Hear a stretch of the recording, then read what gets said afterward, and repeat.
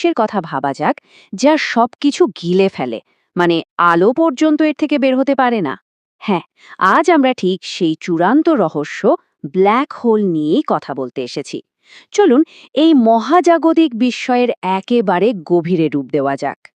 তো প্রশ্নটা হলো, এমন একটা জিনিস খুঁজে বের করা যায় কিভাবে যা আসলে পুরোপুরি অদৃশ্য, তাই না? মানে ব্ল্যাক হোল থেকে তো আলোই বেরোতে পারে না। তাহলে বিজ্ঞানীরা কিভাবে এর অস্তিত্ব সম্পর্কে এতটা নিশ্চিত হলেন? আজকের এই পুরো বিশ্লেষণটা সত্যি বলতে একটা মহাজাগতিক গোয়েন্দা গল্পের মতো, যেখানে আমরা ছোট ছোট সূত্র ধরে আসল সত্যটা খুঁজে বের করব। তো ব্ল্যাক হোল জিনিসটা আসলে কি? সোজা কথায় মহাকাশের এমন একটা জায়গা যেখানে গ্র্যাভিটি বা মহাকর্ষীয় শক্তি এতটাই বেশি, এতটাই প্রবল যে কোনো কিছুই, মানে কোনো বস্তু বা এমনকি আলো সেখান থেকে পালাতে পারে না। আর এই অবিশ্বাস্য ধারণাটার জন্ম কিন্তু আলবার্ট আইনস্টাইনের সেই বিখ্যাত জেনারেল থিওরি অফ রিলেটিভিটি থেকে। এই তত্ত্বই আমাদের প্রথম শিখিয়েছিল যে বিশাল ভর স্পেস টাইম বা স্থানকালকে বাঁকিয়ে দিতে পারে। মানে তত্ত্বটা বলছে যে কোনো বস্তুকে যদি প্রচণ্ড চাপে একদম ছোট আর ঘন করে ফেলা যায়, তাহলে তার মহাকর্ষীয় টান এতটাই বেড়ে যাবে যে সেখান থেকে আর কিছুই পালাতে পারবে না। আর এই ব্ল্যাক হোলের একটা সীমানা আছে, যেখান থেকে আর ফেরা সম্ভব না। এটাকে বলে ইভেন্ট হরাইজন। এটাকে বলতে পারেন একটা পয়েন্ট অফ নো রিটার্ন। মানে একবার কোনো কিছু যদি এই বর্ডারটা পার করে ফেলে, ব্যাস, তার ফিরে আসার আর কোনো উপায় নেই। সে চিরকালের জন্য ব্ল্যাক হোলের ভেতরে হারিয়ে গেল। আচ্ছা, এই যে ব্ল্যাক হোলের কথা আমরা বলছি, এই ধারণাটা কিন্তু একদম নতুন কিছু না, বরং আমরা যা ভাবি তার চেয়েও অনেক অনেক পুরনো। চলুন একটু ইতিহাসের পাতা উল্টে দেখি কিভাবে একটা অদ্ভুত কল্পনা ধীরে ধীরে একটা কঠিন বৈজ্ঞানিক সত্যে পরিণত হলো। এই টাইমলাইনটা দেখলে পুরো জার্নিটা পরিষ্কার হয়ে যায়।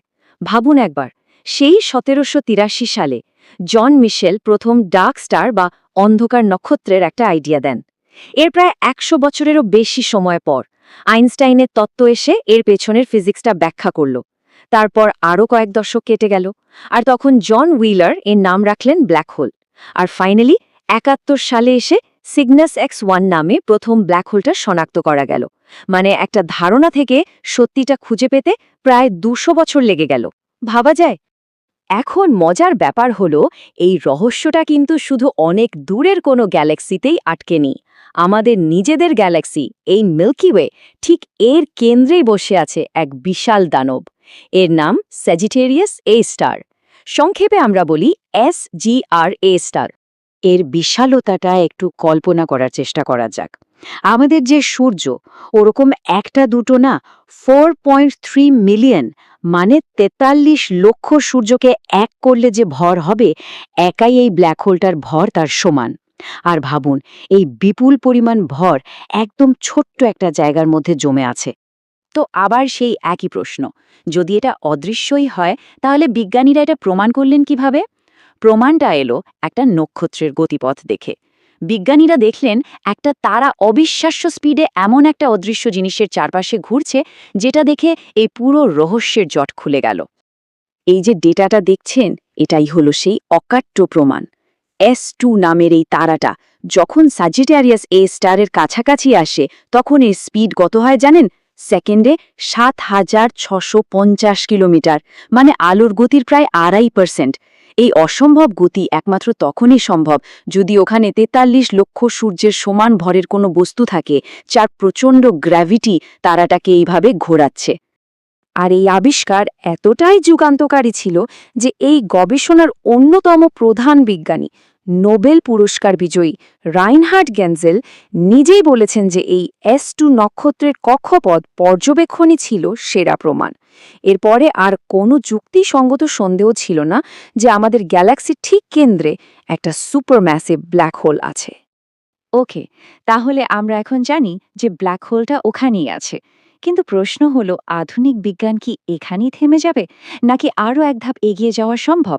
মানে বিজ্ঞানীরা কি আসলে এই অদৃশ্য জিনিসটার একটা ছবি তুলতে পারবেন? ঠিক এখান থেকেই শুরু হচ্ছে ইভেন্ট হরাইজন টেলিস্কোপ প্রজেক্টের মহাকাব্যিক এক অভিযান।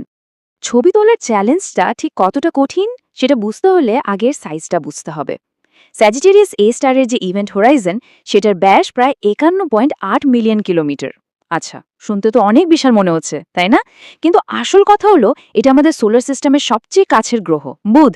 তার যে অরবিট বা কক্ষপথ তার থেকেও ছোট। এবার ভাবুন, এত দূর থেকে এত ছোট একটা জিনিসের ছবি তোলাটা কি পরিমাণ অসম্ভব একটা চ্যালেঞ্জ। এটা কিন্তু সাধারণ ক্যামেরা দিয়ে ছবি তোলার মতো কোনো ব্যাপার না।